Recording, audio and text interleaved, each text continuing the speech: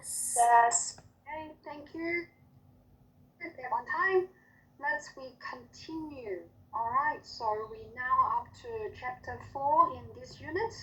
So in the previous units, we have already discussed how to identify what will be the potential conflicts in our workplace during conversations or during communication. And we also learn different communication skills, right? So now this chapter is going to focus on how to report conflicts, right? So here we're showing you that definitely when we report conflicts, we need to comply with all of those legal and ethical responsibility, and also you need to discuss the conflicts with your supervisor, right? So the following slide, we're going to show you what could be the legal requirements concerning the health and community services. So that means when you're working in the aged care industry, or even though with disability services, community services, you do need to comply with all of those legal requirements. So I think you guys would be already familiar with all of those. So privacy, confidentiality, and disclosure, as we say, we always need to protect our clients' health and personal information. Without the client's consent, we are not allowed to sharing those information to others, right? Even though they are a family member, you also still need to protect our clients, right? And definitely in our workplace, regardless of the person's age, disability, or skin color, or cultural background, or religions, or their gender, we are not allowed to discriminate anyone else. Right? We always need to respect each other. And duty of care, we're always holding our duty of care in the workplace, right? We need to make sure the care and services we provided to the client, it needs to be safe and is not causing any harm to our clients. And also we are holding the responsibility to make sure not only our clients, but also our colleagues and visitors and anyone in the facility, their safety, right, including children. And mandatory reporting, as we have mentioned at the beginning of this unit, if there's any cases of elder abuse, child abuse, missing residents, unexpected death, or unreasonable use of force, or inappropriately used restrictive practices, those are the cases you must report. Okay? In some cases, you are not only need to report to your supervisor, you also may need to report to some of the authority, right? Such as police, or also the aged care quality and safety commissions, right? And translations. Don't forget, it is your client's rights. Especially if they don't understand English, or even they have a difficulty of understanding English, it is the person's right to getting professional translation services, yeah, including translation interpretations. In Australia, we do need to offer those services to our clients if they have difficulty understanding English. And the following legal requirements is including informed consent, right? We have mentioned it previously. Before we're doing anything, we must getting the permissions from our clients before we do so. And we need to help our clients understanding what's the situation and what will be the risks and potential consequences that they are dealing with. And we need to provide some understandable information to support our clients to making their own decisions. That is called informed consent, right? Our responsibility is to provide understandable information to our clients, and our clients understanding those information, then they will make their own decisions, right? And the following one is called work role boundary, which is you should only work within your scope of the role. Yeah, you are not allowed to work outside or beyond of your role. If you are not holding any qualification and if you have no experience at all, then you are not allowed to perform any other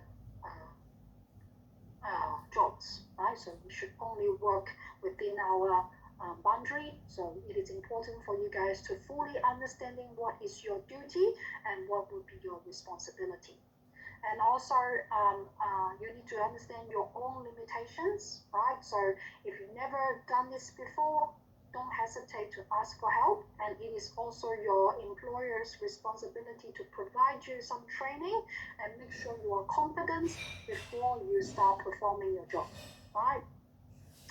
And also, in New South Wales, we do also holding we're holding the responsibility to protect children's safety, okay? As we're saying, even though you're working in the aged care facility, if there's any children, you're still holding the responsibility to make sure their safety, okay?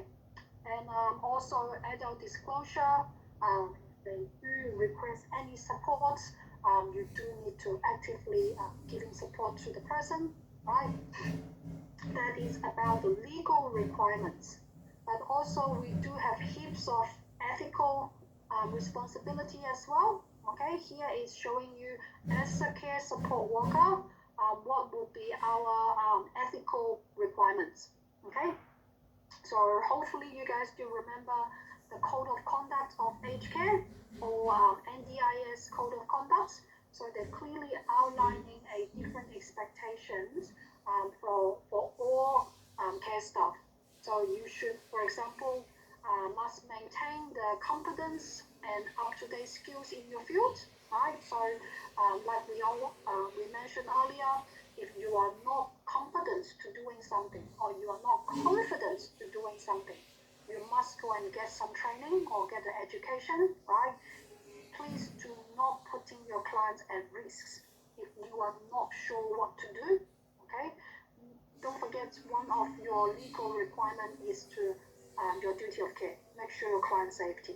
So always, before you're doing something, you must get in the competency, okay? And your employer, they will provide you ongoing training to make sure your skills is up to date, right?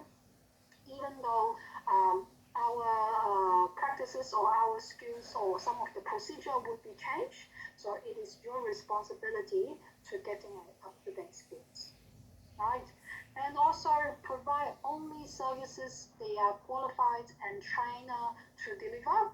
Same as what we mentioned, if you've never been trained, you are not holding the qualification, then please don't do it, okay? And deliver care that is culturally safe and sensitive to the individual needs. That means it is a ethical responsibility and also is a legal requirement that you respect our clients' cultural background and the care and services you provide to your clients, it is culturally safe. You are not discriminating your clients' traditions or customs or any traditional practices, right? Always show your respect and encourage and promote your clients to continue practicing their traditions, right? And also, you need to act with honesty, fairness, and professionalism. Okay, you can't say because this client is giving me some gift, so I treat these clients better than the others. No, all of the clients you need to treat it fairly, provided a high standards of level of care, right? And you need to be honest to your clients. If you're making any mistakes, any errors, you need to apologize and disclose those incidents to the clients and their family member. And the most important is we do need to protect our clients' dignity, privacy, and their rights. Hopefully you guys still remember we mentioned the Charter of Aged Care Rights. Yeah, do you remember there are how many rights in the Charter of Aged Care? How many rights do they have for the clients? Anyone still remember? This is just checking if you guys are doing any revision at home. How many rights it's written on the Charter of Aged Care Rights? Anyone? You guys are still 4? 14. 14. Excellent. Yes. So the clients do have 14 rights. Yeah, so we always need to protect our clients' rights. Can you tell me 1 or 2 of the rights on top of your head? What do you remember? Any of those rights? Any of the 14 rights? Be treated with dignity and respect. Yeah, excellence. One more? Live for them.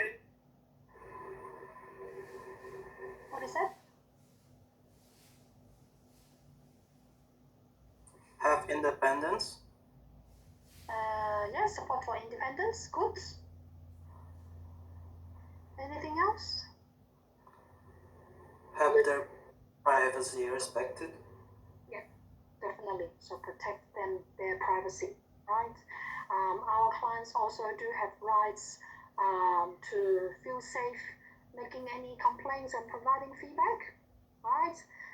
It is the client's right to feel safe living in your aged care facility. It's their right to receive a high quality of care, right? All of those their rights. So it will be good for you guys to familiar with those 14 rights. You can always Google the Charter of Aged Care Rights, yeah? Because it will be your responsibility to explain these documents to your new clients, right? If you have any new clients coming to your services, it is your job to explain to them, right? Make sure they understand it. If you don't understand, you won't be able to explain to your clients, right? Sometimes you do need to explain to your client's family member as well. So I do encourage you to download a copy and familiar with the 14 rights, okay? And definitely, if there's any difficulty, always discuss with your supervisor. So make sure you comply with all of those responsibility or requirements. That is the first thing you must follow. And if you experience anything you are not sure difficulty, talk to your supervisor. Okay. So some of the difficulty could be how to maintain patients with difficult or aggressive clients. I believe probably would be the common problem for some junior or some of the staff without experience, right? They don't know how to handle or manage the clients who has aggressive behavior, right? So that will be the time, talk to your supervisor, let them know I need some help, right? Or it will be really hard, I can imagine it will be really hard to working with some of your colleagues that you have conflicts of interest, right? Or they may be really rude to you, or the colleagues, they are not following the organization policy and procedure, right? So if you have those kind of colleagues, let your supervisor know, right? So they can talk to those staff. And also, it could be difficult in performing a work role beyond the responsibility given to them, right? So if the client asking you something which is outside of your job role, or if your supervisor asking you something which is not written on your job description, then probably talk to someone, escalate to your manager, that's to clarify what you can do, right? So it's helping you. But definitely, I would believe most of the time your supervisor would not asking you to do something which is not the business, right? But the clients or the family member, they may asking you to support or doing something which is you're not qualified to do it, or you are it could be outside of your role. Then there will be the time. Please escalate to your supervisor as soon as you can. Please do not ignore your client's request. And it is not professional to just tell your clients, sorry, it is not my job. Okay, that is not good enough. We're here to support them. If something you are not able to do, you must refer to the appropriate person. Okay, and you need to follow up. Okay. And here is showing you do need to seek for support, which is we have already mentioned, depends on your role. So you need to discuss the issue with your supervisor. Most of the time, your supervisor would give you some instruction or share some advice with you what you can do, you can also definitely check on your organization policy and procedure. 99% of the organization, their policy will have a clear step-by-step guideline, or even though there's flow chart or checklist that would help you to solve some of the problem, right? If it's not mentioned in the policy, definitely escalate it to your supervisor or to the manager. And the following part is going to discuss if you identify anyone that breach the policy, or they may have any not following the legal and ethical requirements, what would you do, right? So here is showing you as you working in the healthcare or community services or aged care industry, we all have our own code of conduct, or we do have the standards, right, for you to follow. For example, in aged care, we do have the aged care standards, or if you're working with disability, we do have NDIS standards, right? So you do need to follow particular industries' standards. Always, if you identify anyone they are not following during your while you're working, then please report it. Okay. Even though that would be your best friend or that's your good mates in your workplace, but still consider if anyone not following the legal and ethical requirements, they would have chance to putting someone at risks. Okay, so you are holding the responsibility to report. Right? And here, as we mentioned, breach to any standard procedure, what would be the example of breaching the procedure, or what would be the examples that you do need to report to your supervisor? He is showing you some of the breach to standards. For example, your colleagues provides private information to some of the potential clients, right? Or someone posted an inappropriate video on the service social media account, right? That is definitely not allowed, right? We do need to protect our clients' privacy, right? Exchanging information. The information of a minor was collected without the person's consent, right? That is totally not acceptable. Always, if we need to share our clients' information, we must get in the clients or their person responsible's consent before we share.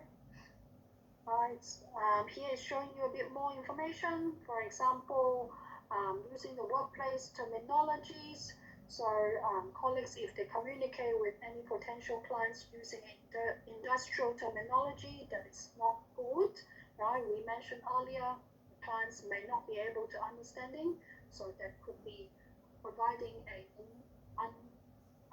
ununderstandable information. So that is not good. Right? If anyone breaching the communication protocols or any workplace conflicts that need to be reported.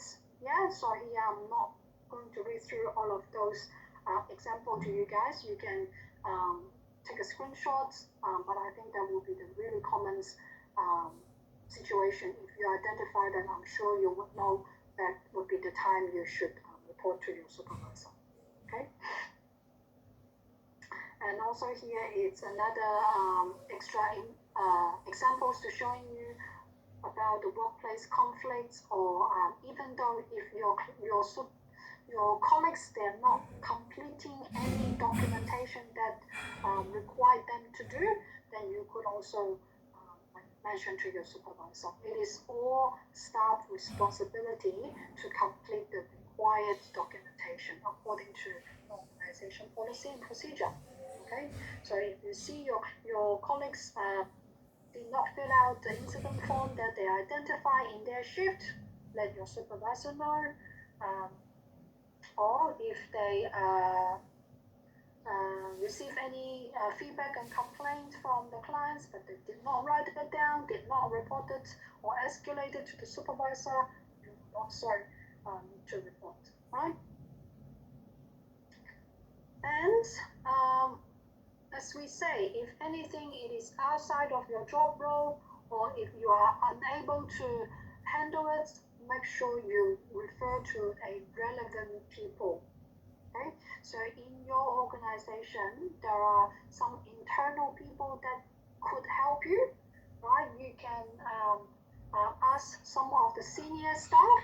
They may have more experience than you, than some of the simple conflicts or simple tasks, that you can get some information or get some advice from a senior staff, right?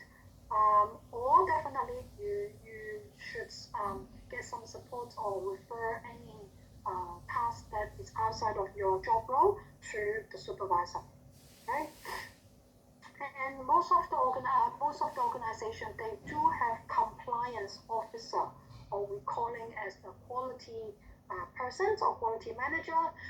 They are holding the responsibility to make sure compliance of compliance for the HK standards, right? So they would be the persons have better understanding of the standards, and also they may have better experience, more experience, that they can give you some recommendations and instruction what to do. So those would be the internal people you can refer to. There are heaps of external people that you could also support your clients to contact with, right? For example, if it's Safe Work Australia, they are the regulator to review and publish and create the work health and safety legislation in Australia, right? And as you know, in each state or tertiary, they do have their own regulator as well. For example, in New South Wales, we do have Safe Work New South Wales. Okay, in other states, you do need to check your own state's regulator about work health and safety issues. Right? If anything related to medication, tablets, right? So you can look for a therapeutic goods administration. They do have a lot of pharmacists, or they do have any specialists that would probably help to providing advice related to any side effects or adverse effects of medication, right?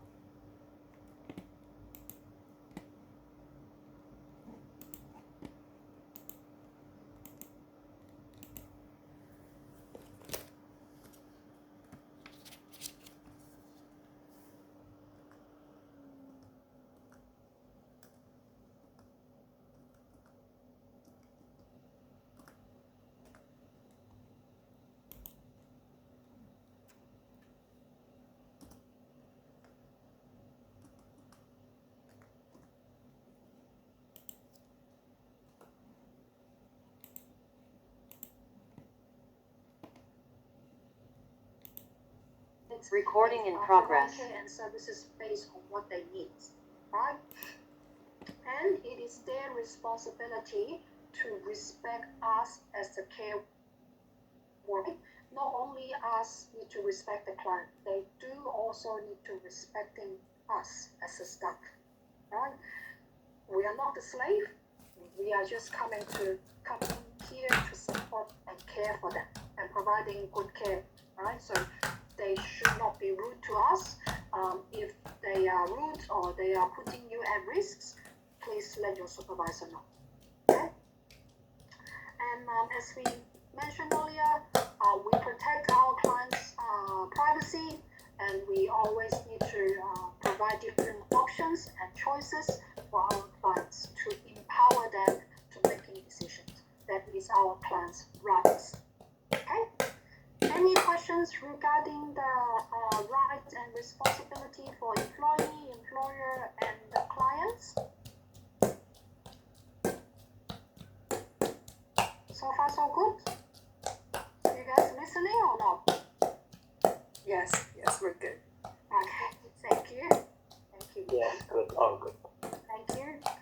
Alright, so the following here is showing you when you identify referring the issues impacting on the achievement of employee, employer, and the client's rights. So for sure, I think we have repeated so many times. Ask for help. You can ask for senior employee, any staff who they have been working for many years. Yeah. Definitely check with your supervisor and manager asking for help.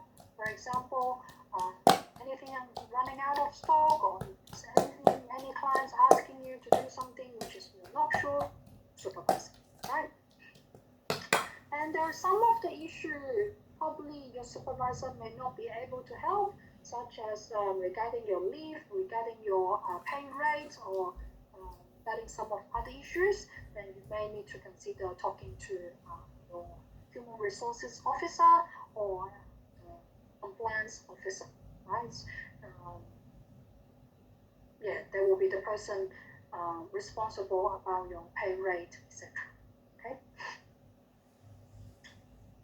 And you do need to refer any unsolved conflicts to your supervisor. Sometimes there are some of the minor conflicts, probably you would be able to handle it and resolve it, but if it's not, then you should always talk to your supervisor, escalate it to your supervisor. Can you think of what would be the outcome if you are not refer those complex conflicts to your supervisor? What would be the outcome? What would be the possible outcome if we just leave the unsolved conflicts?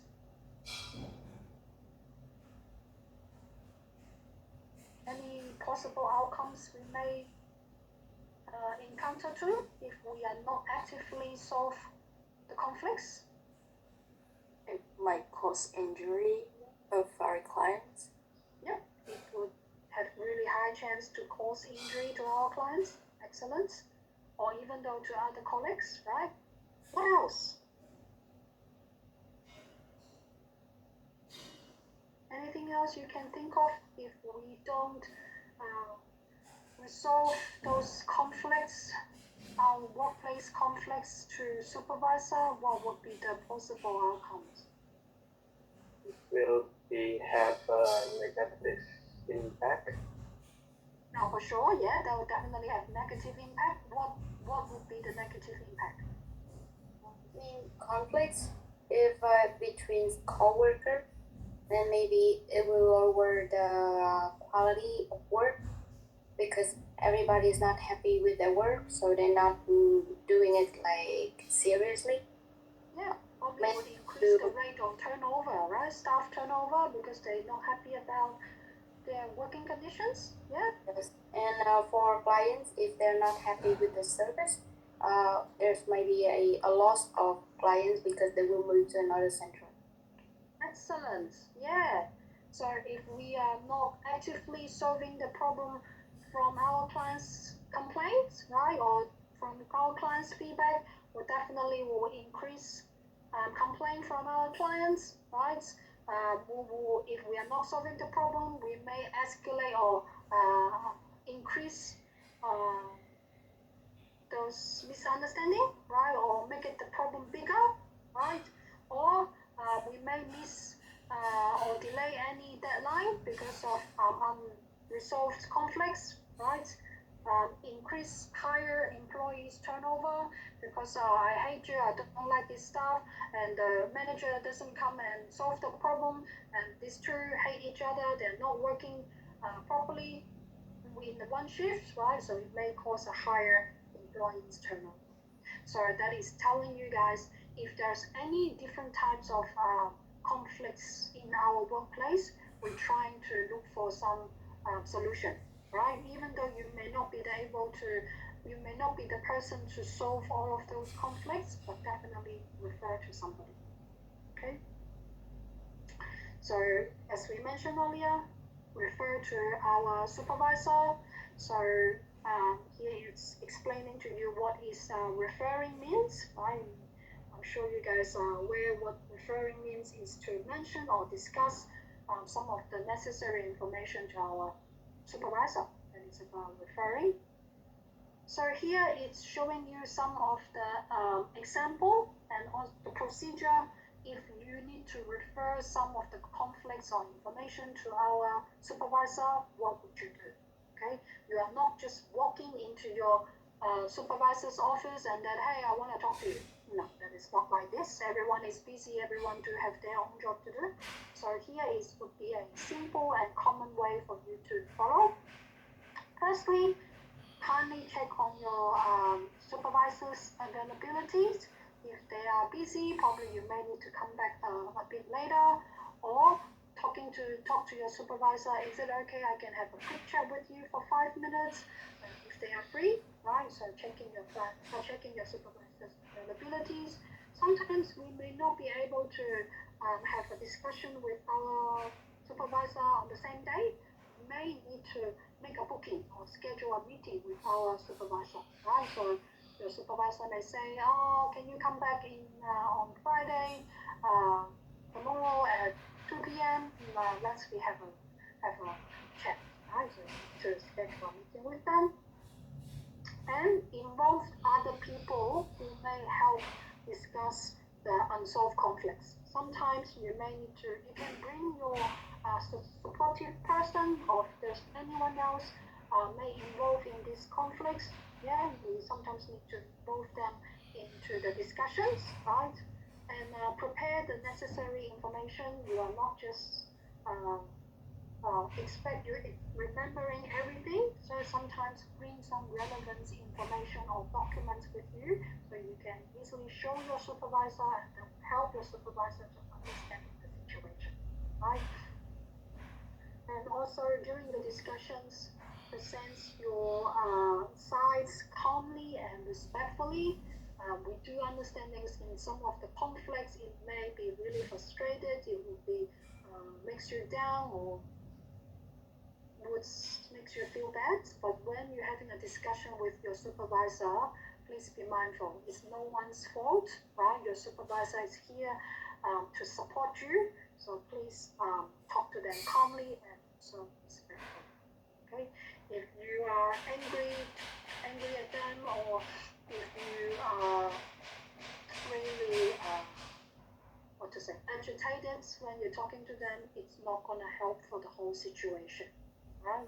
Consider what would be the issue you want to focus on, trying to let your supervisor understanding the situation, then they would be able to giving you some recommendations what you can do to solve the problem, right? Easy for chapter 4. Any questions regarding this before we move to chapter 5? No, I'm fine. No, I think that is straightforward, right? Okay, cool. Let me bring chapter 5 up.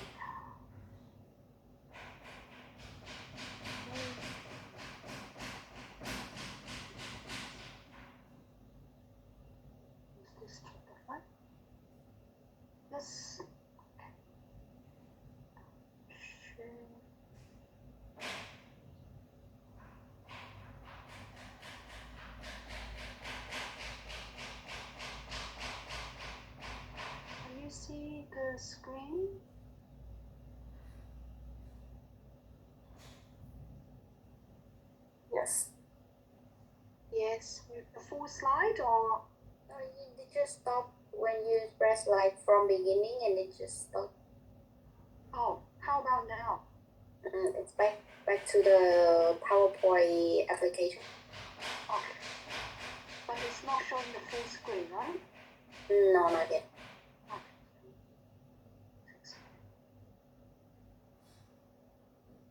How about now?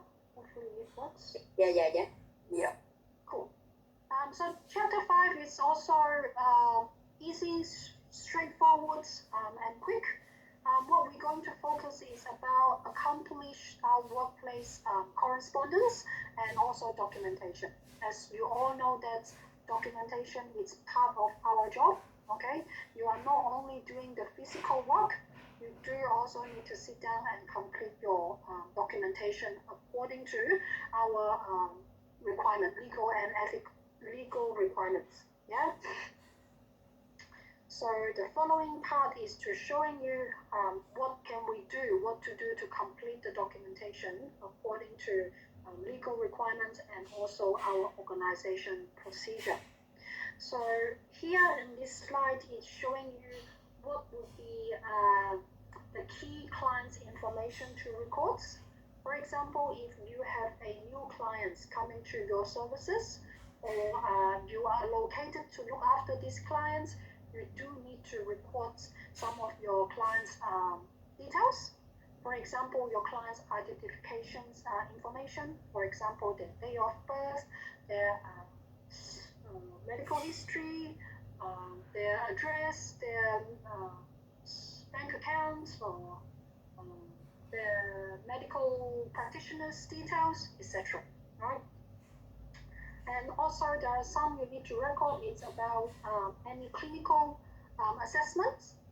You guys, even though as a care staff, you do need to do some really simple basic assessment. For example, you're going to, when you're showering your clients, you need to observe if your clients have any redness, any wounds, any bruises on their skin, right? That is part of assessment, clinical assessment you need to do. So after you identified, if you found, oh yeah, John has a big bruise on his right knee, right? So you do need to record it. You need to write it down. And in your work role, you also do need to write down if doctor mentioned to you anything, any new treatments or any new information, you must write them down. Okay, into the progress note or let your supervisor know they can update a client's care plan. Okay, so this is part of your legal requirements, part of the documentation. Okay, that's why if I'm quite confident for all of the students in this class, you have a good English, right? You can speak good English and your documentation. So make sure you follow this and do your reports of your client's information properly. And as we say, progress notes, it is a legal document. If there's any cases that you may need to go to the court, all right? The judge, the lawyer, they will use your documentation, they will use your progress notes as a evidence. So make sure you do your documentation properly. You can't just write something like you do in your diary, your daily diary. Yeah, that need to be professional and according to the standards. Okay. And the following slide is showing you what we should do and what we shouldn't do in terms of documentation. All right, please take a screenshot or write them down, the do and don't. So when you're doing your documentation, you do need to use a clear and logical language. Okay, tell the story from the beginning. You can't jump to the end and back to the beginnings and jump to whatever the part you want to discuss. No, you need to be quite clear and also logical. For example, you need to describe the situation or describe the incidents you identified.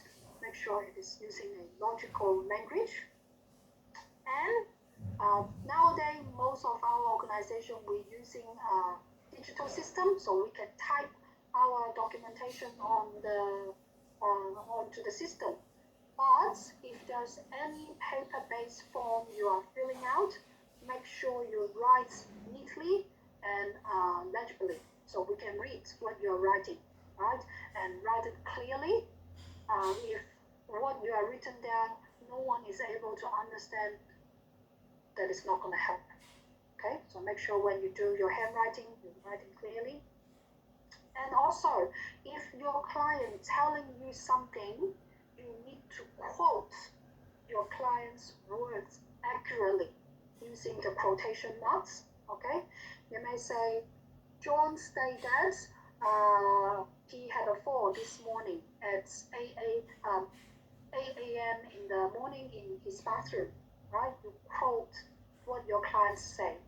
Okay, as we say, when we're doing our documentation, it needs to be objective. You can't assume or you can't making any assumptions. So always, if that is the client's direct words, make sure you quote it. Okay. And every incident, all the incidents, you must record. All right, you must write them down, including near miss incidents. For example, your clients almost had a fall, but they didn't fall, but that is still considered as a near miss incident. You still need to fill out an incident form. Alright? Or you see your Mary trying to hit John, even though they did not physically hitting each other, but Mary attempting to hitting others, that will still consider as incidents. So you do need to fill out an incident form. Alright? Definitely it is including any other test result. Alright? If for the test result, most of the time it would not be your job to record it, but just for your information, we do need to record any test results.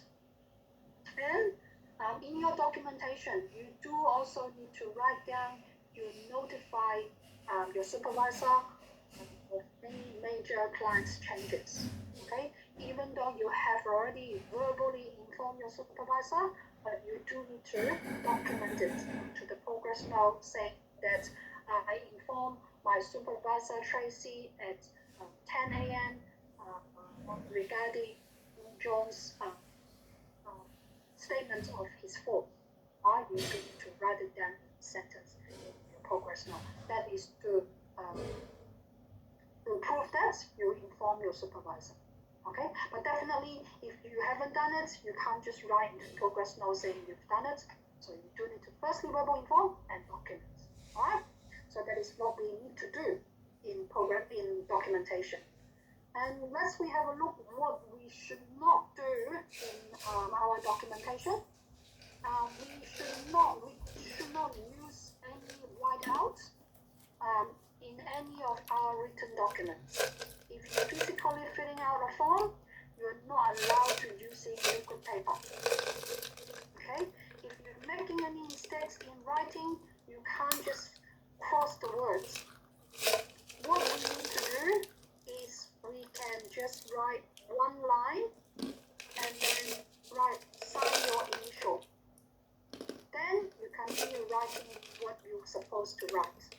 Please do not using any liquid paper or do not keep crossing the sentence. You don't the error. Okay, just writing one line and then putting the initial. So we know who make these changes and continue write down what would be the right sentence you want to write. And also do not cross out with the date and do not sign if it's not your documents. Okay, and also do not use any non-permanent adhesive labels. Okay, most of the time for you guys, you would not require to using any labels in any documentation. Please don't use them. And also, please don't include any complaint records in the client's healthcare file, because most of the complaints, they would be confidential.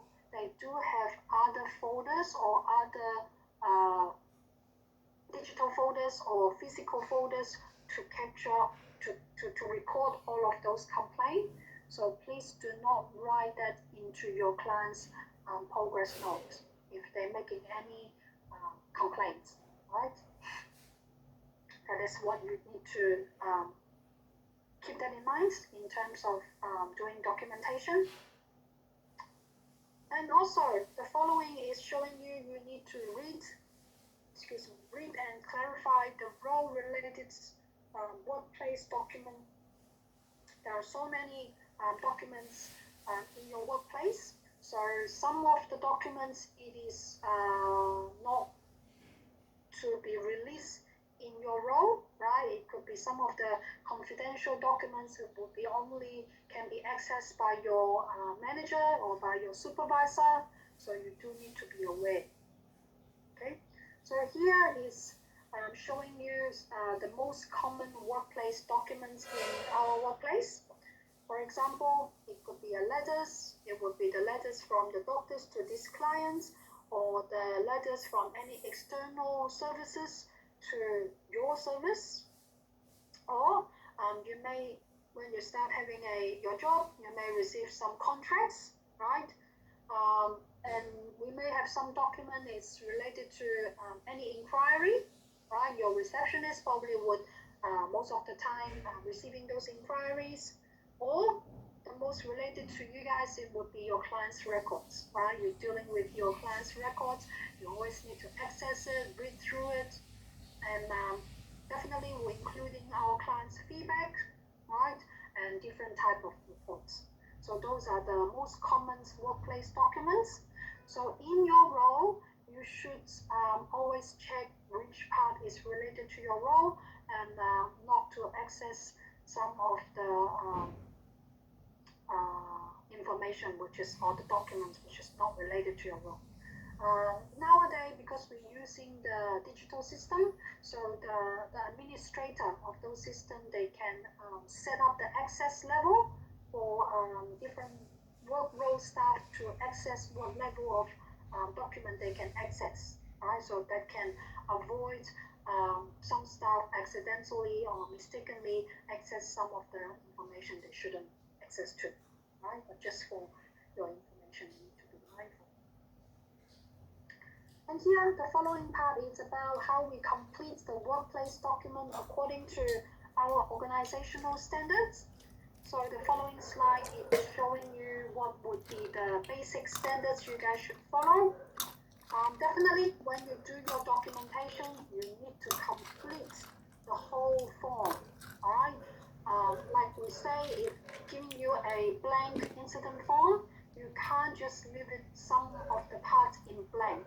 You need to complete the whole form, all right? If something is not applicable in this case, you can't just leave it blank. You can write not applicable, all right? If you leave it blank, and I am the person to review your incident form, I would not sure it's because you forget to write, or you don't know what to write, or if it's not applicable or not, right? So always do not leave anything in blank, all right? So make sure when you do the documentation, start with the date and the time, and write down the correct name of the person, including your name. Alright, we need to know where this incident form is from. Who is the person completing this form. So you need to write the full name as well. And also write down the task you perform and also your client's observation. Right? So for example, if you see John had a fall, how do you need to complete the incident form, you think? What will be the details that you think it would be necessary to include it into your documentation or incident form? Location of the incident. Excellent. Location of the incident, yeah. Time and date. The name of the resident and who discovered him. Yep. Who helped get him back to the bed, and I think if there's any, if he's hurt, if anything's wrong, or is he okay, the condition of the client after the fall, and maybe check the surrounding areas to figure out why he's fall. Excellent. Well done. Right, so if you need to doing an incident form regarding someone had a fall, definitely start with the day and time. You'll identify these incidents, okay? Don't forget there are 2 times you need to write. The first time is the time of the incidents, and the second one is the time of you doing the report. Okay, that would be different. For example, if John had a fall at 8 a.m. and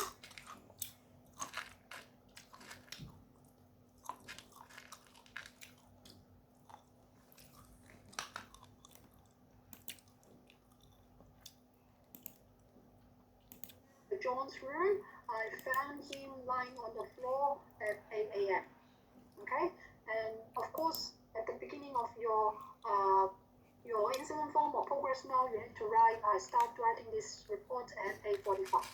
Okay, but the incident happens at 8 a.m. or something like this. And definitely, you do need to also write the location of the incidents. When you write down the location,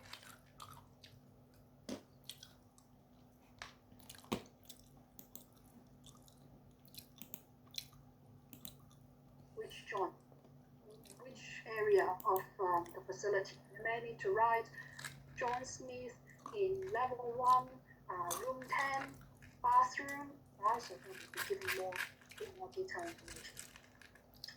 And also, when you do your documentation, you need to be consistent, right? Consistency. So that's why we're showing you the industry terminologies. So all using not only you, other staff, even the colleagues, your teammates, your manager, your supervisor, the doctors, the nurses, they're all using the same terminologies, right? So documentation and some of the abbreviation that will allow you to use in the documentation as well. So you do need to check and align with the policy and procedure. And also when you do your documentation, all the information you've written down that need to be accurate, all right? Make sure you're checking your spelling before you're sending the email, checking the numbers. Sometimes if you have a little dot or you have one, you're writing an extra 0, that will be changing the whole story, okay? So make sure you recorded the facts.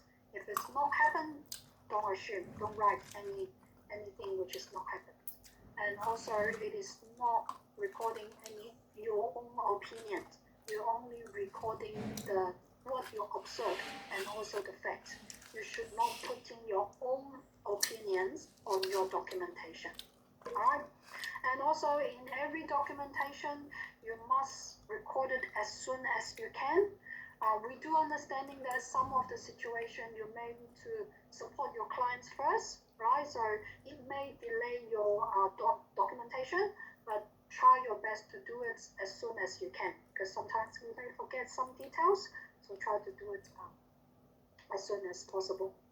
And using the correct time formats. So I think I did mention to you guys previously, in our nursing documentations, we are using 24 hours format. Okay, even though I keep mentioning to you 8 a.m., 8 p.m., but when you're doing your documentation in writing, we do need to use the 24 hours format. If we say that happened at 8 p.m. at night, then that means we need to write 2000.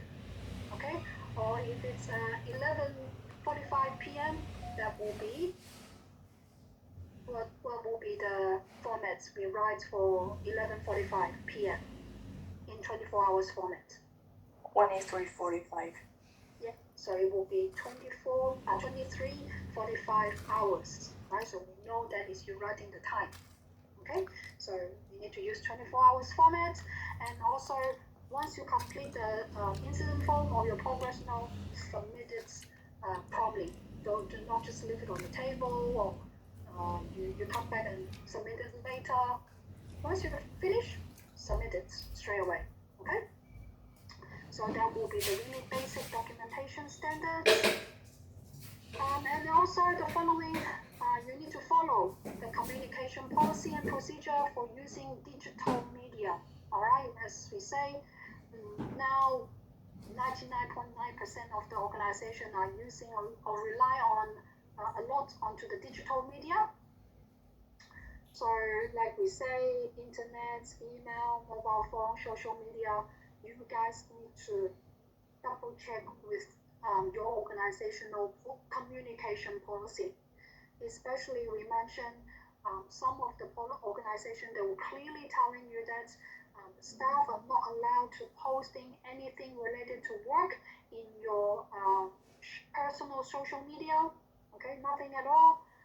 Or if there's any journalist coming to interview you about your work, about the organization, you are not allowed to sharing any information to them. Right? That would be also written down on your communication policy.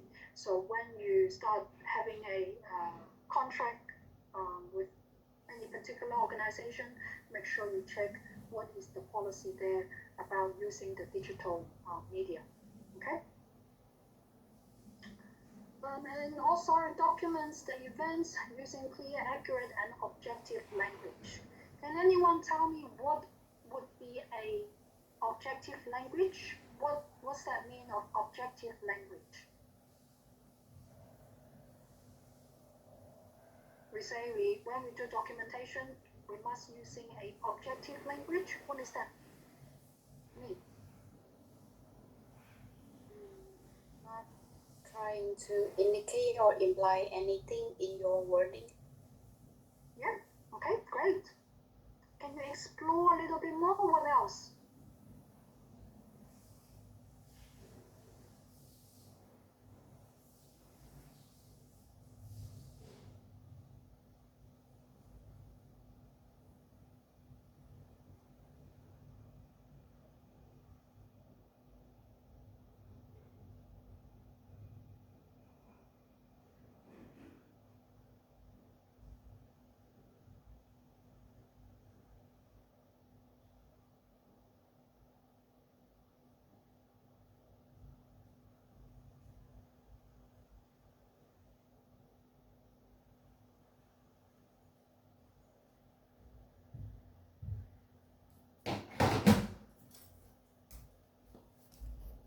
Nữa nữa, trời ơi, cái quyển wifi.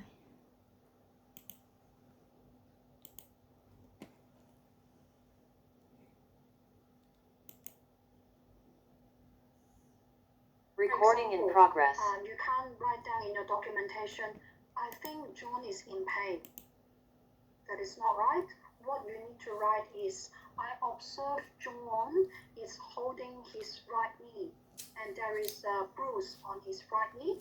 Right? That is to describe. You are not saying that I think he's in pain, I think whatever. Right? This is your own assumptions. So when we're doing our documentation, we should always only capture the facts and also what you observe. Okay, what the clients or what the situation showing you, you describe the situation. You are not using your own assumption. Okay, so if I think John is angry, that is not objective. This is really subjective. In terms of you describing them, you can say John's face is red. He increased his tone of voice, right? That to explain, rather than you say he is angry, because that is your own assumptions. All right. So here it's showing you when there's documents any incidents or any events, you do need to capture the following details. Like we say, if there's any person involved in this incident, sometimes in some of the incidents they may involve more than one person. Okay, if there's any witness, you can also you need to document it into the progress note or into the incident form as well. Okay, whoever the person getting involved, if there's any impacts, any injury, and also we mentioned the day and time, location, right? And write down what your observation is. And sometimes you do need to write down what could be the potential or possible cause of this incident. For example, we're not asking you to guess, right? But based on the fact, you can write down what would be the possible cause. For example, you say, I identify John is lying on the ground in his bathroom. There is a pot of water on the ground, on the floor, right? So that we can say that probably would be the possible cause John's fault, right? His fault probably because of slippery. The floor is slippery. So you can try to identify any possible reason of the incidents, right? And also when we are writing in documentation, we need to be, as we say, clear, accurate, and objective. So when we are writing the report, please including a specific details. You can't just write 1 or 2 sentences. Yeah, I don't think 2 sentences would be enough to describe the whole situation. So when you're doing your progress note, I would say at least 5 to 6 sentences. What would they be? For example, the first sentence, it is the day and the time and the location, right? That's the first. And then start telling what is happening, what have you observed, and what have you done for these incidents, who did you report it to, and if there's anything you need to follow, right? So those is already 6 sentences. So I would expect you guys to write at least 6 sentences in your progress note or your incident report to try your best to provide as much as information as you can, right? And definitely all those you need to using a objective language, okay? Any questions regarding this chapter about complete the documentation? No. No. You sure? Because I can hear from your voice you say no. So I'm not sure if you have no question or you just have some doubts, which is you not sure what to ask. You clear with what to do your documentation and how to write the documentation? Confidence? Okay. Alright, I trust you guys. So let's redo the final chapter of this unit, which is chapter 6. Chapter 6.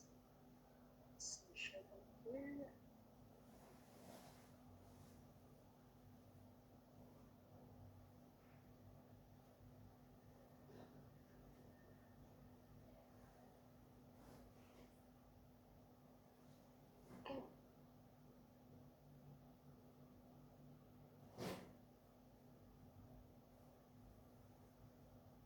Can you see the screen with the new open Skype? It's loading. Yes, it's loading. Okay.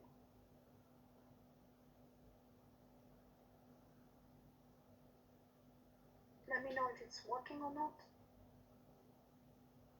Yeah. Okay. I think it is. Yeah, perfect. So the last chapter is about how to contribute to continuous improvement. Before I giving you a bit more information about continuous improvement, can anyone tell me what's on top of your mind about continuous improvement? What does that mean, you think, in HK? What does this term mean in HK? What does continuous improvement mean?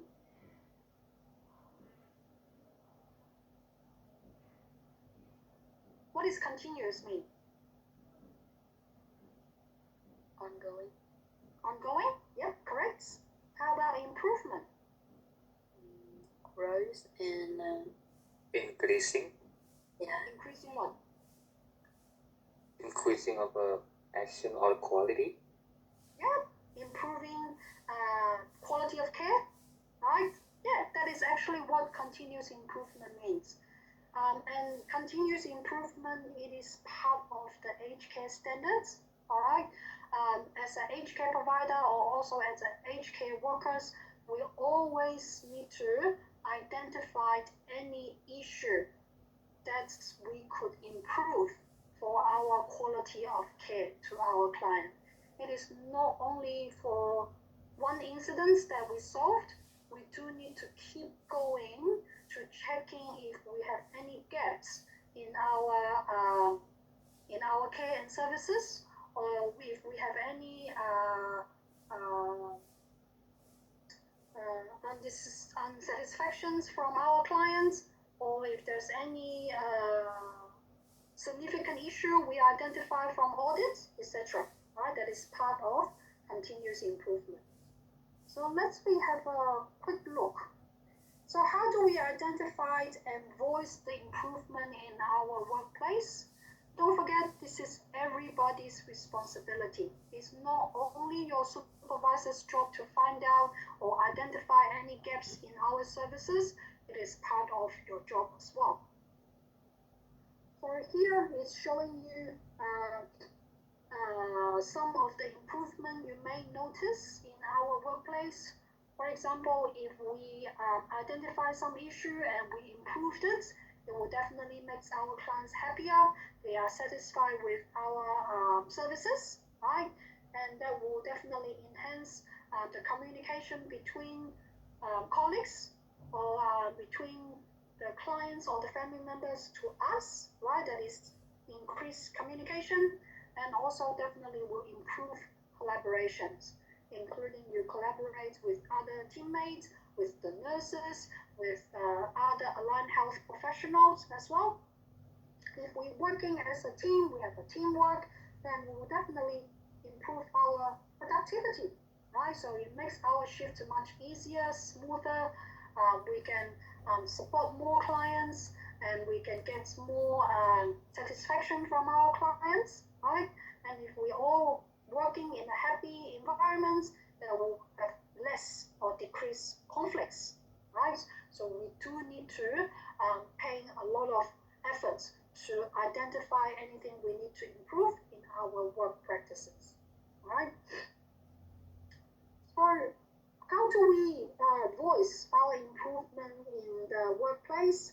For example, you can directly talk to your supervisor, or the clients can directly let you know, Leo, I'm not happy about the way you're showering me.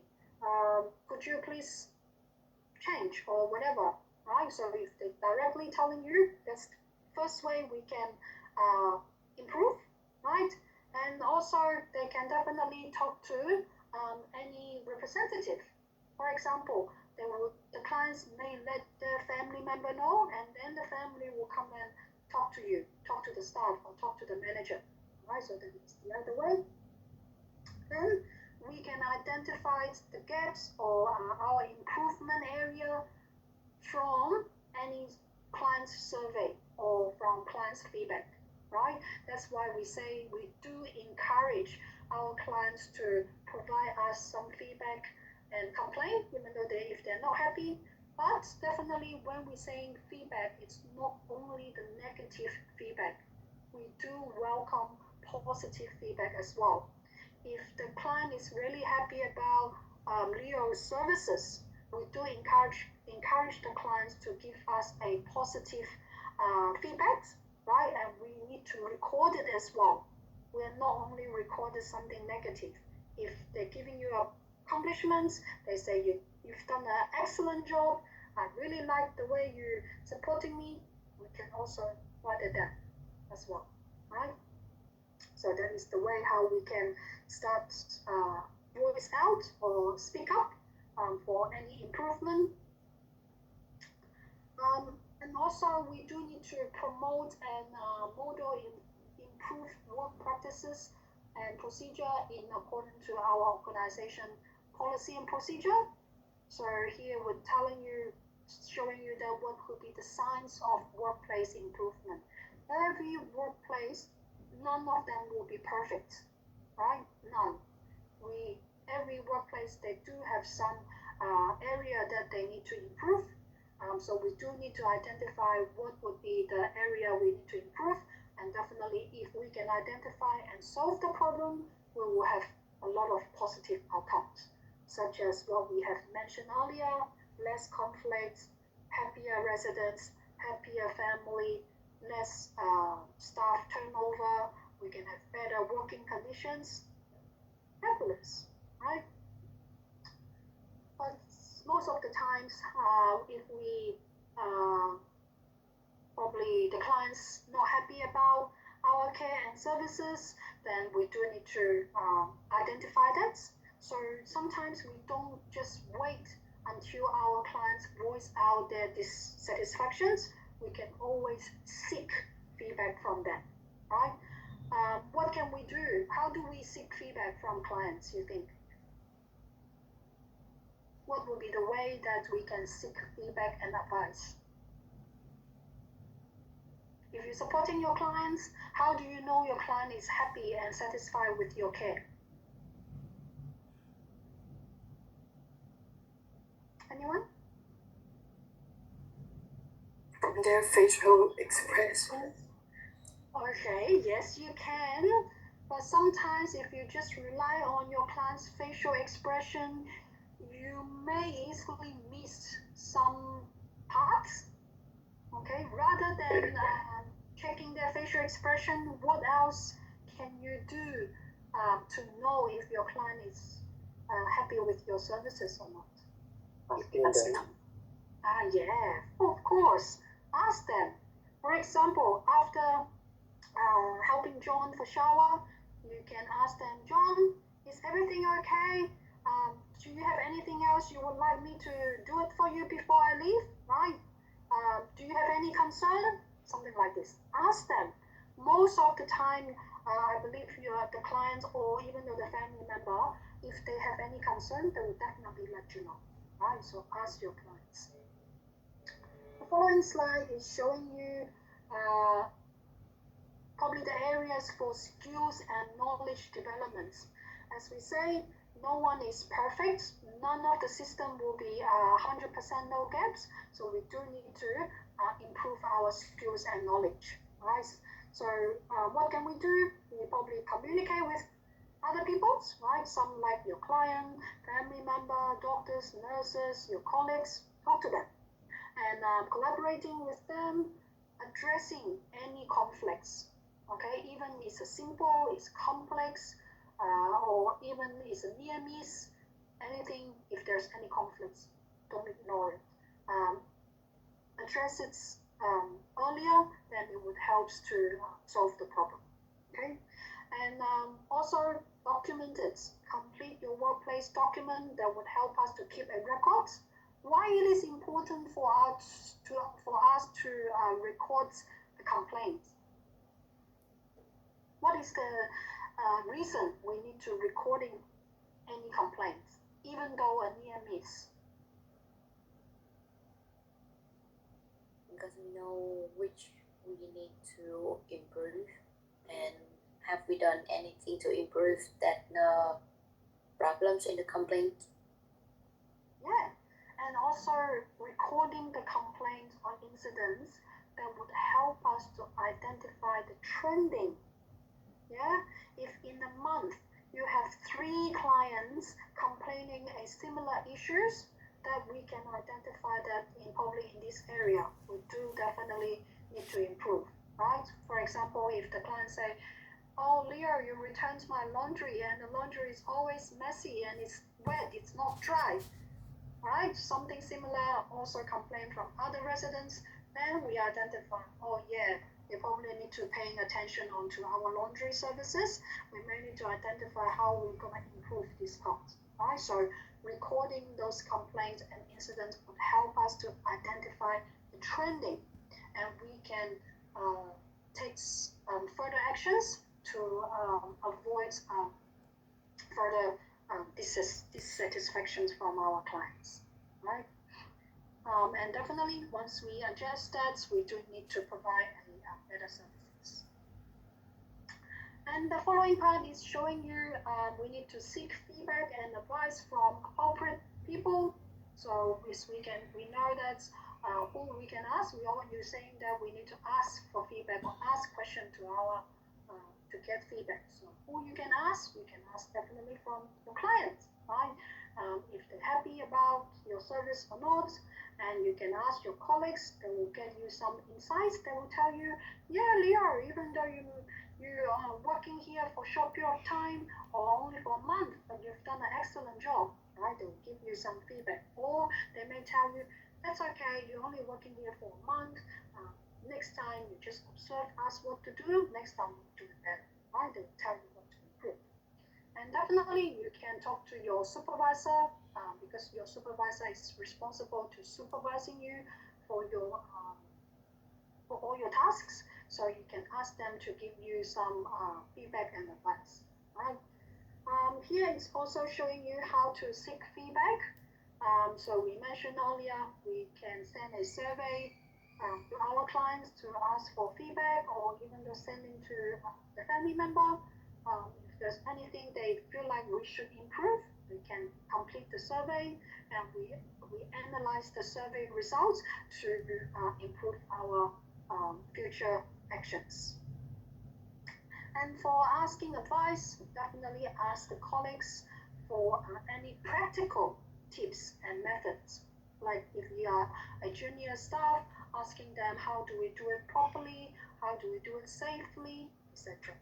And ask your supervisor to get some specific opinions and guidance from them, right? Hence, always consult with your manager regarding the skills developments. As we say, one of your responsibility is continue ongoing education and learning. So you should be aware which part of the skills that you would like to improve for yourself, right? This slide is showing you what would be the options for skills developments. Some of that is including some training. It would be a hands-on training, for example, that is one-off training, right? For example, you know confidence of how you're doing a proper clinical washing, right? Hand washing. So your supervisor can come and show you how to do it, what to using soap and water, etc. That is one-off training. And if any particular area that you, for example, you don't know how to use how to perform proper manual handling techniques, your supervisor can send some senior staff to give you some mentoring. Right? You're following the senior staff to do it together. They will guide you what to do. Right? That is calling mentoring. Or some of the organization, they do support the staff if you want to have any further education. They can send you for a further formal study. For example, you guys now, once you complete this course, you will get a certificate 3, right? If you want to explore more about nursing, then you can probably do a certificate 4, right? You can let your supervisor know, oh, I'm really keen to explore more and learn more. They probably will sponsor you to do some further formal study as well, right? So let your supervisor know. And definitely, in your free time, you can attend any relevant industry seminar and webinar, because most of those webinar and seminar will be conducted by the specialist or someone who has a lot of experience in your industry. Be the person to sharing their experience with you guys. For example, I will recommend you guys to subscribe the HK Quality and Safety Commission's websites, because they do always conduct a lot of helpful and useful webinar online, so you can attend it and getting the up-to-date information and update your skills, right? And some of them, it could be a professional membership. For example, there are a lot of platforms that they're providing some quick training or educations or sharing some best practice tips to the aged care workers. So you guys can also paying some small amount of membership fee, then you will get access to those learning resources, right? That would also help you for your skills development, okay? But if you want to explore some options for skills development, you need to talk to your manager. In most of the organization, a system or system in place about staff appraisal. Okay, every year your supervisor will have a staff appraisal with you. So both of you will sit down in probably a meeting room and start to discuss what do you have any concern about your job? What would you like? What is your goal for next year? What do you want to achieve in your work in the workplace, right, etc. So that would be a perfect opportunity for you to start expressing your consulting those with your manager or the supervisor, because they would be the person helping you to develop, right? If you don't let them know, it would be hard for your supervisor to support you. For example, if you want to be a registered nurse in the future, let your supervisor know if there's any opportunity they can sponsor you to do a diploma degree or bachelor degree, and definitely you need to perform well, right? And they probably can sponsor you. Yeah, so you do need to grab that opportunity to express yourself to your supervisor. So let them know they can support you, right? So if you do want to consult your manager, so he is showing you what could be the possible steps that to initiate some actions. For example, you do need to assess your own skills. You need to know what is my strength, what is my weakness, what do I need to improve, right? So you need to assess your own skills. I'm confident for my bed making, but I am not quite confident about managing clients' behavior, right? So that's how you identify your own skills. And then you probably, before you're asking for your manager for support, you can do some research. Let's see if there's any short course or there's any quick training you can access online, or if you can find any helpful resources online to build up or develop your skills. And consider the manager's advice they given to you. Select any options you think that would be applicable or if achievable, right? At this stage, if your manager asking, oh, would you like to complete a bachelor degree, probably it's not the best opportunity for you at this stage, right? So you do need to consider if that would be a good options. You can inquiry about any choices, right? If you want to develop your skills, there are heaps different options that you can access to. So it depends on which area you want to focus on, and then you can contact those resources or request your manager to support you to inquire those courses or different certificates or training, etc. I'm sure your manager will be more than happy to help you to develop your skills. Right? That's it for this unit.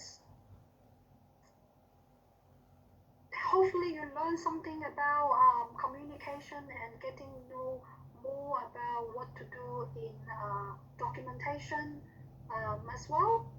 And I think once we finish this unit, go back to read through your PowerPoint slide and your learner guides to see if there's anything you would like me to go through with you guys again, or any questions. I feel like you guys are really shy. Always when I ask any question, I know you guys have no question. But don't hesitate to ask, right? So, anything you would like to share with me regarding these units for today? Or anything you would want me to explain again? Yeah, I have one question Sure. because I'm working through the assessment file for this chapter. It asks for duty of care in the work setting, I know, but it has one question that if there's one children that is not your client, what is your duty of care towards the child? Okay, that is really good questions. So as we mentioned, in your workplace, you do holding the responsibility to make sure the children's safety. Even though your client is the elderly people or the people with disability, but if there's any children coming to visit their grandparents in your workplace, you are holding the duty of care to the children as well. So you need to identify if there's any risks in your workplace towards to the child. And you do need to make sure the child safety.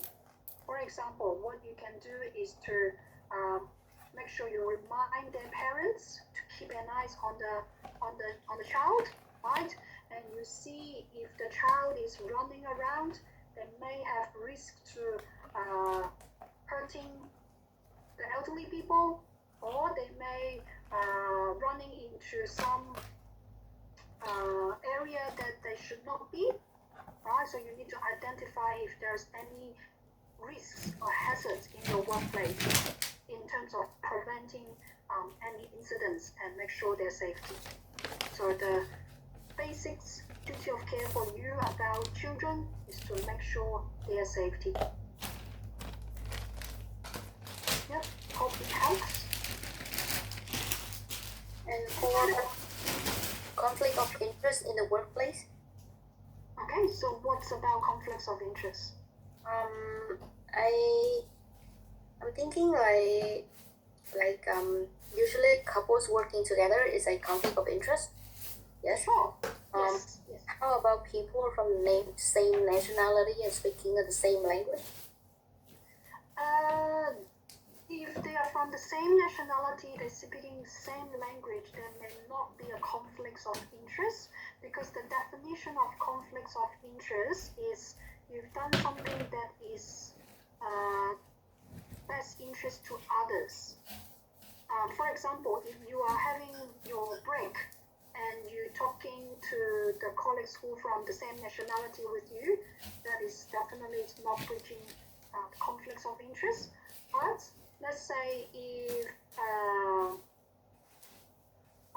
if you work in organization A and you're also working in organization B, but you bringing those information together, or you know if by using this from A to the B that would help me to promote in organization B, then there will be conflicts of interest. So I should give like more detailed example. Yes, yeah. So firstly, you need to explain what is the definition of conflicts of interest, and then probably provide one or two examples, simple examples of conflicts of interest. Yeah. Or I'll give you another example. If you are the key person in these organizations, and you know your, just an example, okay? You know your one of your relatives, they are looking for a aged care services, and you putting them into, you jumping the queue, let them to come into the aged care services first without joining the waiting list, then that is a conflict of interest, right? Because you're using your own authority, you're using your own powers, or your position. Yeah, you're using your position, correct? Yeah, using your position and letting your relative to join the queues and getting the first priority, then others, then there will be conflicts of interest. As we say, we do to be fair for everybody, right? Because you can't just because of you are in that position and you're doing some favor with others or with your relatives. Oh, good. Yes.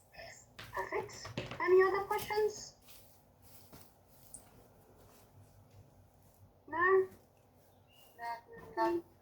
So you guys doing your assessments okay, or so far so good? Or have you started doing your assessment? Yeah, I did. I think I have one problem with the previous assessment is by definition. Okay. I And have. I'm sure you would be able to find the definition on your learner guide. I Have you know. checked your learner guide yet?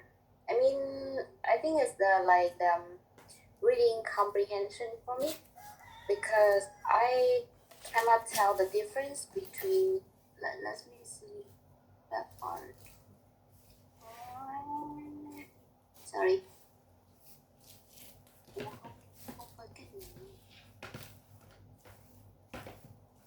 Yeah, I having a problem telling the difference between legislation and legal requirement. Oh, so legislation, it is the law, okay? It's probably simple helping you to understanding. So legislation is the law, everyone need to follow. A legal requirement is that would apply for everybody to follow. Does that make sense? Requirements means you do need to do it.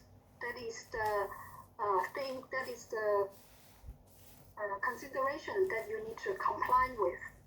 But legislation, it is the law that applies to everybody. But legal requirements that could be for a specific industry. If you're working as a care support worker in aged care, your legal requirement will be totally different to the teacher working in primary school, right? But the legislation, it applies to every single people living in Australia, right? But legal requirements would be different based on the industry you're working. So you need to comply with the specific legal requirements for your industry. Does that make sense? Yeah. Okay. Good. Anything else? Otherwise, I'll just quickly check the roll call again for those if I miss at the beginning of the class while I'm still having you online. Oh, hang on. Do I have Elsa online? Yeah, I'm here. Okay, Elsa's here. Oh, hang on. What's my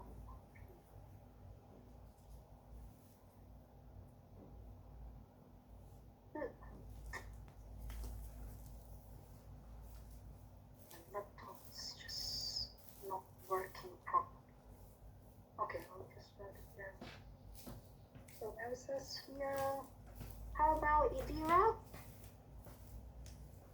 Is Idira here? No. Putri? Putri? No.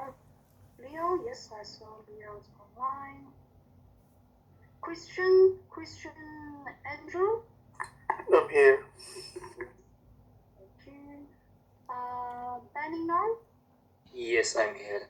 Thank you. Zaki? Do I have Zaki? No. Tanya? No Tanya.